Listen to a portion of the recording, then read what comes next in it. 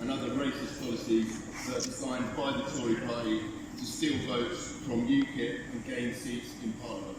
Sadly, it worked. And secondly, I grew up about half a mile from this venue, just down the road. I was born in 1979, the same year that Margaret Thatcher got elected, and make of that whatever you will.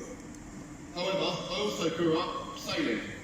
Sailing is a common pastime for people in this area, and I've been in the English Channel on a small boat, albeit with only 2 crew aboard, and not packed to the rafters.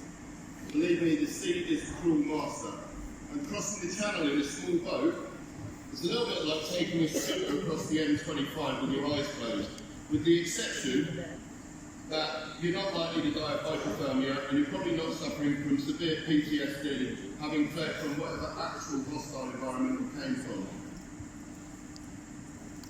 In terms of statues and monuments, and this crazy debate, I think it's got out of complete proportion, and the press have really over-publicised this to distract from what the main issue is. And the main issue is about racism.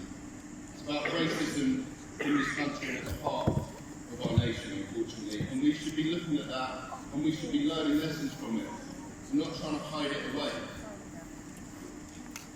A wooden statue of Jimmy Savile stood up outside the Leisure Centre in Glasgow, and a street in Scarborough was named Savile's View. Savile's headstones worth £4,000, and the gold plaque on his former home have all now been removed. Now, the press and the establishment reflect now on the travesty of Savile's life and acknowledge it as a mistake, in the same way that we should do with colonialism. However, I don't see the press's front pages covered saying that, oh, it's a tragedy that we removed Savile's statue.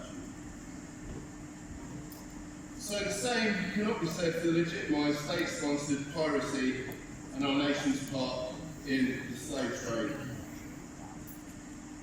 and in recompensing the slave owners, which should be at the forefront of every single history lesson. This motion does not dilute the main motion in any way.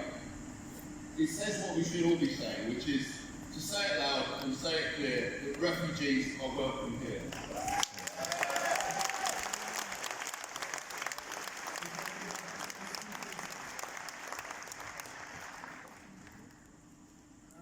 I've just had a speaker come in